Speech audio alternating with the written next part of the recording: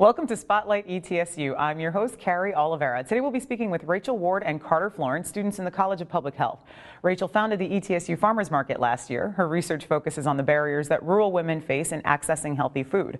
Carter, who will begin the doctoral program in the fall, plans on conducting research in skin cancer prevention. Thank you for joining us, Rachel and Carter. Thank you, Carrie. So nice to have you on. I don't have a lot of occasion to talk to public health students, so I'm super excited about this. And the Farmers Market starts up again tomorrow for the year. It does. And so we're going to talk about that. But before we do all of that, I want to talk about you folks. So, Rachel, tell us who you are and how you got into public health and how you ended up at ETSU. Okay.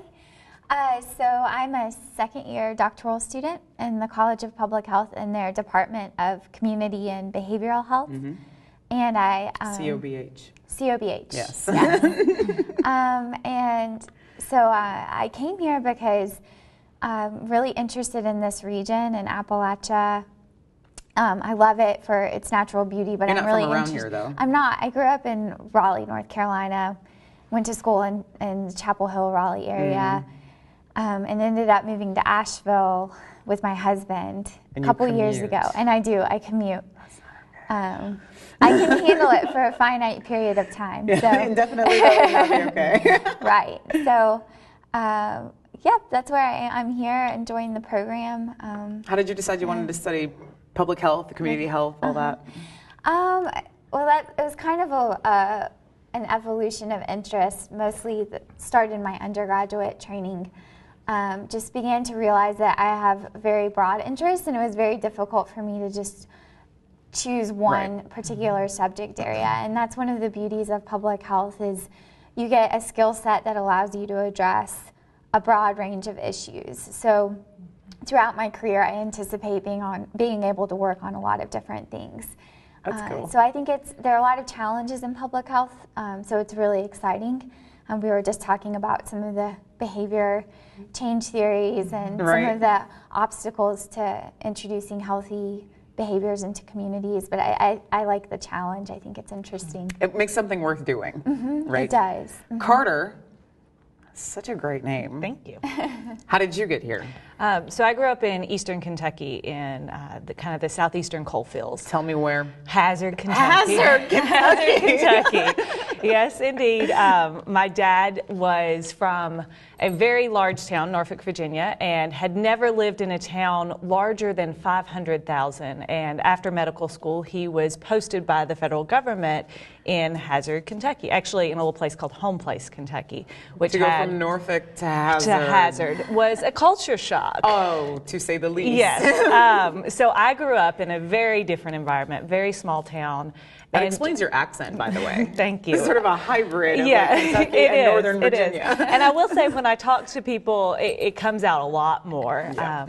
So it definitely fluctuates. But just growing up there in a community, I realized what it takes to raise a child. And it's not just your parents, it's everybody working together. And I really think that love of community and just having a really great experience, knowing that you couldn't go off and do just anything because so-and-so from church or so-and-so from the police department who was the brother of your boyfriend at the time, they knew where you were. So I think I just really fell in love with that sense of community. I studied chemistry at Center College in Kentucky and was really interested in going into medicine for quite some time. And how did you change your mind? I realized that I didn't want to help one person at a time, that I wanted to help a large group of people and really get back to the community level work. And so I just kind of fell into this master's, actually, and just loved it so much that I decided to stay on and do a doctorate. How did you end up at ETSU?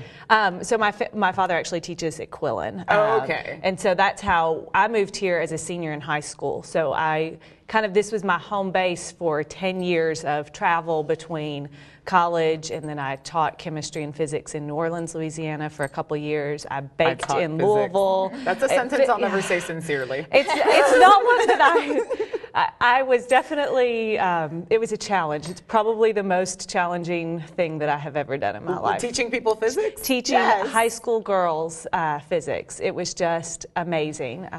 So it was quite the experience. So public health then, sort of as a field, is in my mind anyway.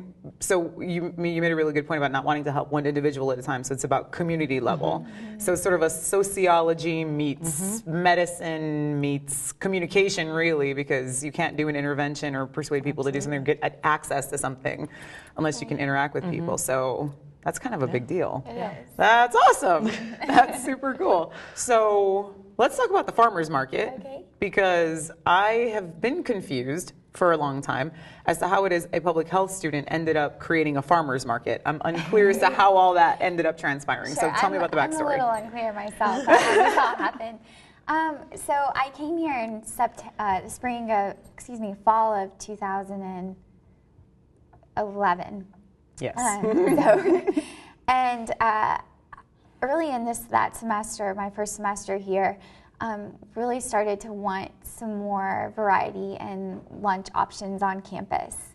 And my undergraduate degree was from UNC Chapel Hill, which is a really dynamic campus. Yes. There's just always some sort of activity going on in the center of campus, and I love that because you really got that sense of community at school, and you just never knew what you were going to walk by during the day. Right. So I really felt that that was something missing at ETSU, but the university has the infrastructure to make that kind of community and activity happen.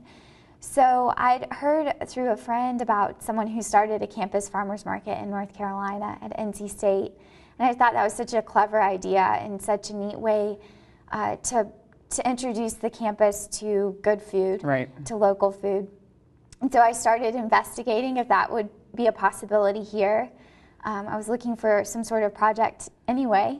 I was looking for a project. I don't have enough to do as a doctoral student. It quickly evolved into something larger than I anticipated, but I'm really excited that it happened, and it's been really fun and rewarding. So that's cool. So it's like a full-fledged farmers market, and it happens in that space, kind of like in that weird little parking lot over by the Culp and the amphitheater. Yes. Yes. And how long does it run? So it's starting tomorrow, and when will it run till? So our third season will start tomorrow. And I thought it was the second one. It's the third Clearly, season. I've missed an entire year of the farmers market. Yeah, Yay. so the third season starts tomorrow, and it will run from 10 a.m. to 2 p.m. Okay. And throughout that time, we'll have different musicians coming, bluegrass musicians, a hammered dulcimer musician, a girl that sings more sort of like folk kind of music. She plays at the Acoustic Coffee House sometimes and some different venues in town. She's fantastic. And we also have a contra dance. Really? At the market, yes. A contra dance. I'm trying to figure out where there's space for that. We just make the space. That's how the market works. This is how committed we are to the contra dancing. And it's really fantastic to have them out there. It adds a whole new level of energy. And yes. And we also have cooking demonstrations every week now. So I was just going to get to the cooking part. So Carter, you didn't participate in starting the farmers market necessarily, but you are an important part of it now.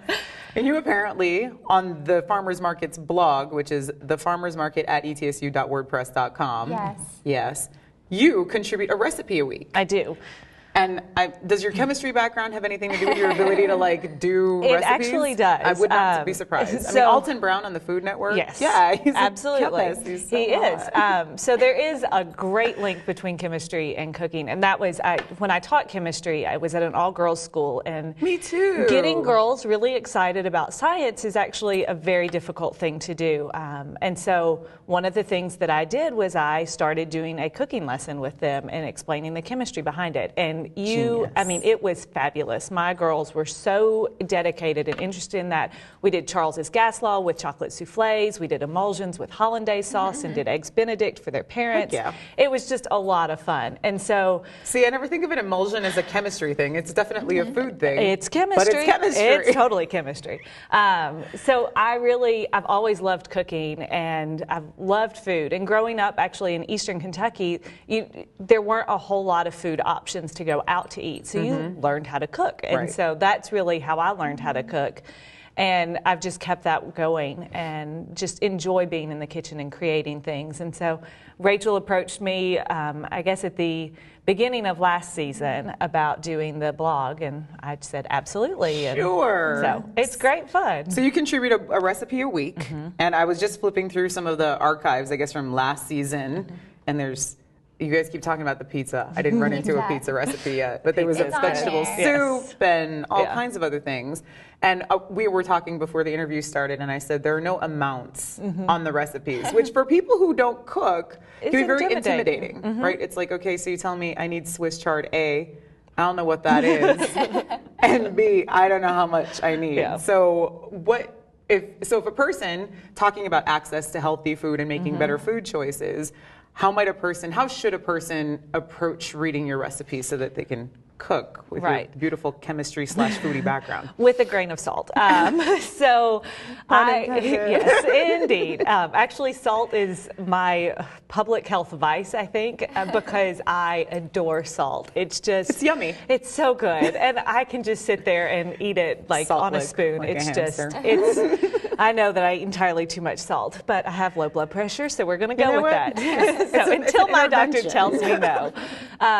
So really, but that's what it's about. It's about tasting the food as you're cooking. You should never just taste something at the end of a recipe. It's too late by then. It's too late. It's harder to fix once everything's cooked, because when you're actually changing the chemical structure of something, you can't go back. So I mean, that's why eggs turn white. You denature the proteins, and you can't ever get back to the original structure. I denatured a protein? You denature a protein. Yep, you do. I'm not sure I meant to do that. It's okay. You do it with your hair if you ever straighten it. Oh. Although that's breaking disulfide bonds. But anyhow, You're a nerd. I am a nerd. I am like a that. certifiable nerd. So, and I embrace it. I got over being awkward about being a nerd. But it's really, cooking should be an adventure. I do it when I have the time, and I make the time because it's one of my great stress relievers. I love feeding people. I get great joy out of it. And you know what? People are going to eat it whether it's perfect or not. That's true. So just have fun with it and play with it. I always like to at least smell the spices, because smell is such an ingrained part of your eating process. And it's really important to memory, by the way. Yeah, I mean, it's very fascinating. So make certain that you are cooking with all of your senses. Look at the texture. If it's not right, change something. You know, if it looks thin, add some flour to it. And these are techniques that you learn over time. And I do try and mention them in the blog a little bit. Smell it. If it smells salty, add a little something different into it. Kick up the spice with some of Chapo's chili powder, you know, if you really like that. If you want something more plain, stick with just butter, salt, and pepper for at least the beginning. That's kind of your basics. I will say with the market, we have a challenge in that our customer base tends to be either faculty and staff who are foodies who would look at Carter's recipes and say, oh yeah, I can totally do that. And I know what all those ingredients are. And then we also have students and people who are really busy and maybe they don't have never been kitchens, exposed. right? If they live in the residence halls, they don't have kitchens. Right. So that's why we've added the cooking demonstration. So we have the recipes that tend to be more for people who really already enjoy cooking. Right. And then the cooking demonstrations, which are going to be simple recipes. We're going to make YouTube videos so people can go back and see how we're doing them. So it'll be recipes that they can make with minimal equipment and ingredients and and nothing that's going to like break their little minimum wage paycheck at the fresh market or whatever. So we're trying to, you know, make food indulge accessible. our foodie interests and also engage people who might not know how to cook with certain ingredients. Which is brilliant in talking about your individual research interests. They're both manifesting in the way that you've approached this project, which we'll come to. But apparently we have some pictures of the farmers market. So look at all that beautiful stuff. We have like weird spring greens, and is any of those chard? Yes. See the pink in the bottom? Yes. That's chard. How do I differentiate that from rhubarb? So rhubarb, you can't eat the lettuce. The leafy part, it's poisonous. Die? Actually, you will. It's quite poisonous. Don't eat the leaves on the rhubarb. Don't eat the leaves on the rhubarb. Okay. And chard, that's one of the parts that's really nutritious. So. Okay, look at all that, and we've got like potatoes and chives, and so pretty. And all of the vendors, are they local? They are. Everything at our market is 100% local. How far is local? 100 miles is how we've defined that. So we actually have vendors from North Carolina. We had one last year from Virginia. Most of them are from Tennessee. So they come from, 3 different states.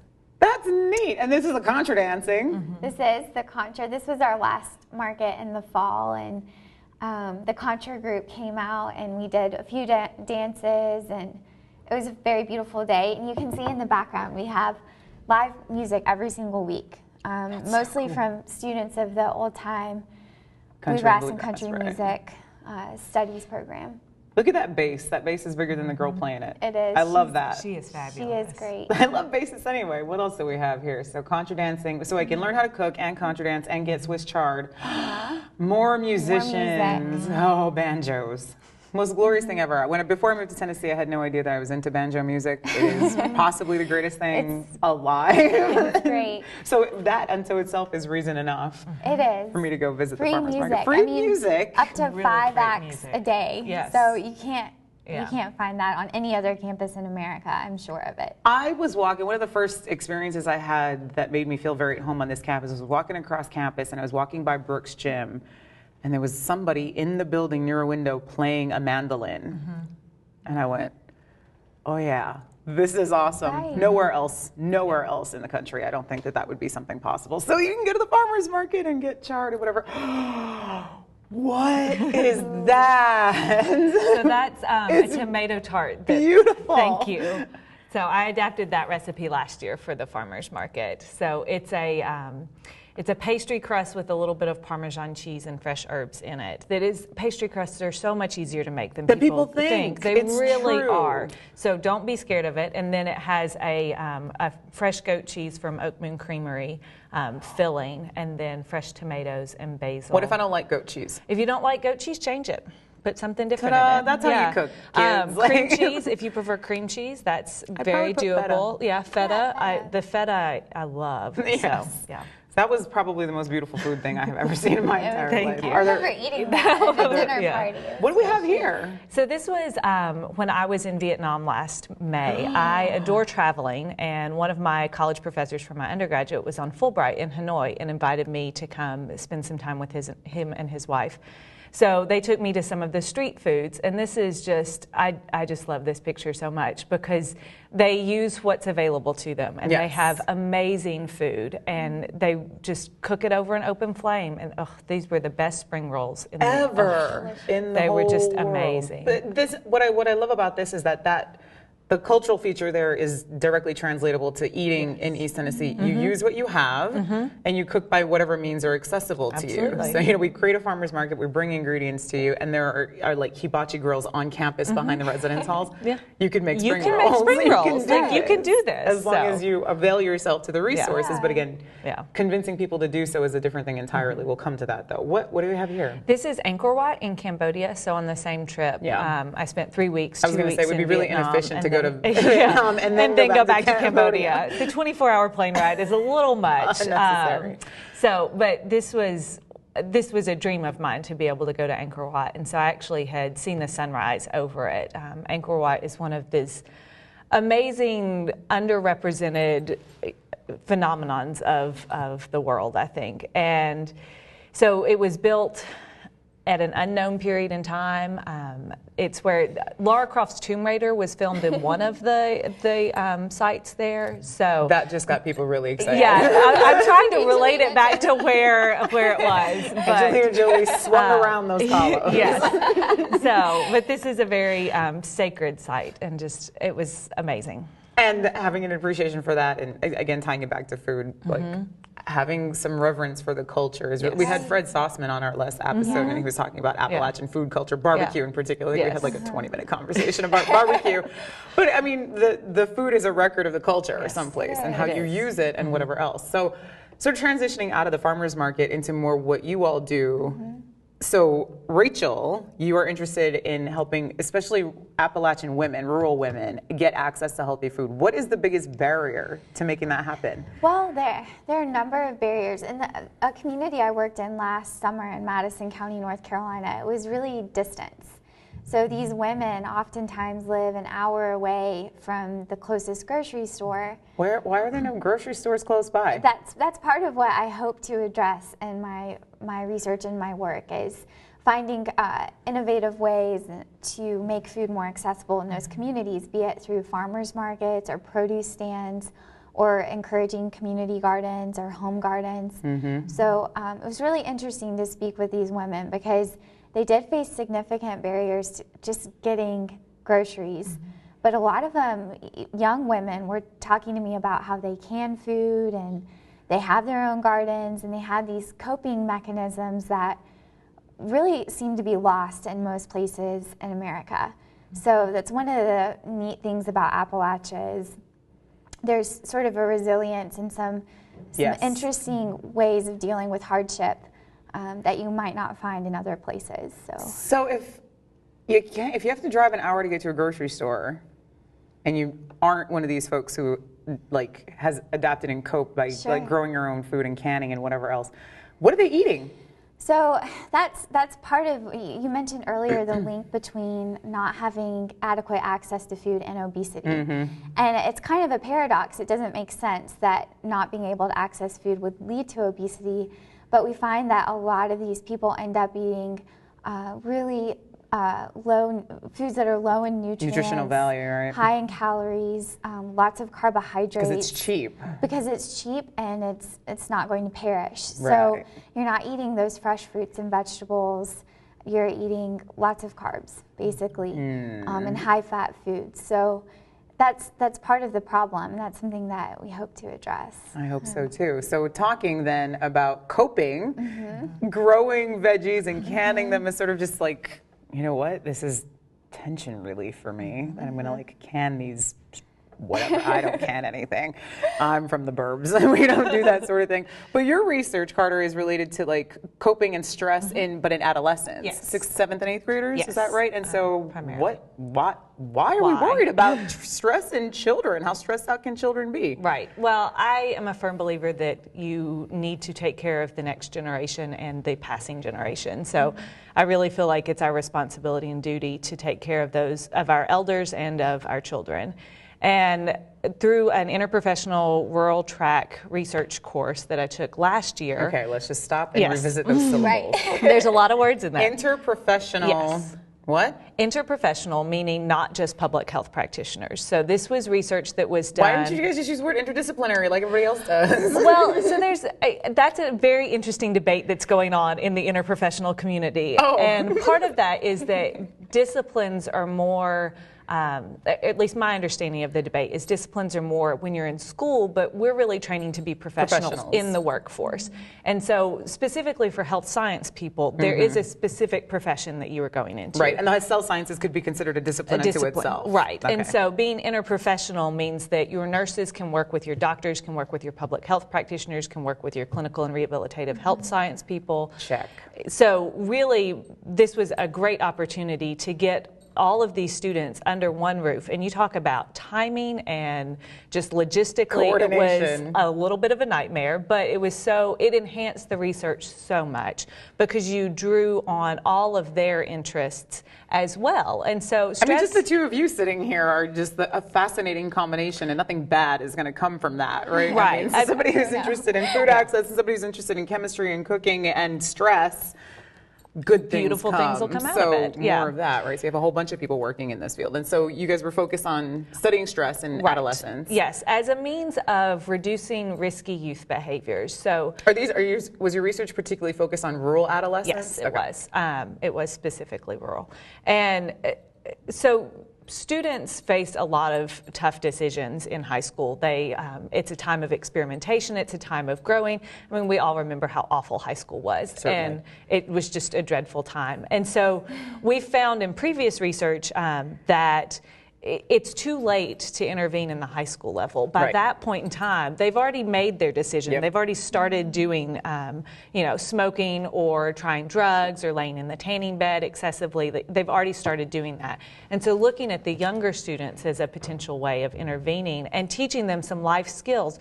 You'll see there's a great push within the school to teach even life sports as opposed to basketball and football. Life sports? Life sports, like tennis, yoga, things that you don't have to end when your team disbands when you graduate from high school. That makes so much sense. And so kind of playing with that theme, starting out early and teaching these life techniques, it's amazing what chemically happens in your body when you take a deep breath. And I mean, it really does calm you down. And so teaching 6th, 7th, and 8th graders that technique, it can be very powerful. I don't know that they're actually using it. In our research, about a third of the participants said that they continued to try the behaviors afterwards. That's a really high rate. If they're reporting honestly, that's shockingly high. That's a great. I mean, we were very happy with the intervention. And I was teasing you earlier before we started filming about, really you're going to take yoga to rural adolescents, and they're going to be like, yeah, I'm totally going to downward dog. And they did. They did. And they do. They loved it. The boys actually preferred it to the girls. The girls were a little more self-conscious.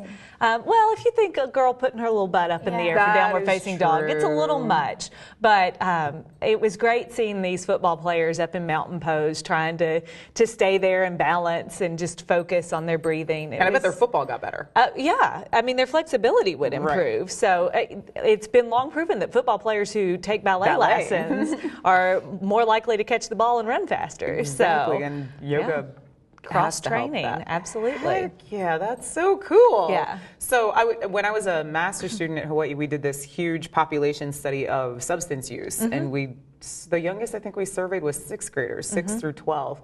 And what you're talking about intervening earlier on is really important. By the time they're in, they're 12th graders and they're reporting that they're, smoking pot or whatever, they're done. I can't create an in-school intervention to keep you from doing that. Yeah. And so that's the hardest part. And I think am I correct in assuming that that's really the big thrust of public health in general, is to sort of do preventative interventions? Yes. How do we do this? I mean, what you're talking about is dealing with cultural features, constraints to access, cultural unwillingness, like you were talking about, the kids having stress about communities in general. So communities as much lift you up as they constrain you if you're doing something that's deviant from a cultural expectation.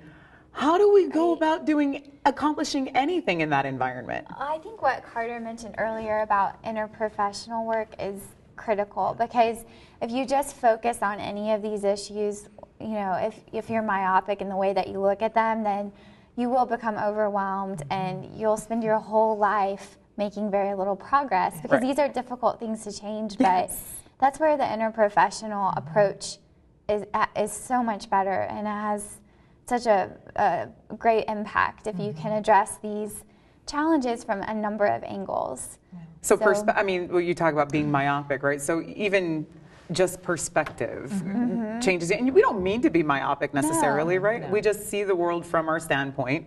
For whatever reason that's the case, but it constrains the way we're able to do anything. So you're somebody else, a chemist / physicist / foodie, telling you, canning is a stress release. Wait, what? Now I can think about that, kind of a thing. And so it just changes your mind about what you think about. But I imagine that changing health behaviors, it's difficult. It's hard anyway. It's very hard. I mean, one of the things that we study in persuasion and compliance scanning is people don't do what their doctors tell them to do. They don't take their insulin. You're going to die of hypoglycemic coma if you don't take your insulin. We can't convince people to do that. You might eat a vegetable. I don't like a vegetable. I don't like Swiss chard. So getting people to do that is really important. It's definitely not a field of instant gratification. No, it's patient and dedicated. Is it worth it? I think so. I mean, I think when you can step back and envision some of these changes happening over a long period of time in many cases, but to imagine a healthier community, a community that really experiences whole living. So, elements of what both of us have described. So being able to eat nutritiously, provide for your children, kids not being stressed out, all of these things. If you can imagine sort of a utopian community where these public health challenges are gone. But not utopia, just good hard work. We're excited about the farmers market coming back this week. So excited. Everybody go. Thank you so much for joining us. We have been speaking with Rachel Ward and Carter Florence about their work in public health. Please join us next time on Spotlight ETSU.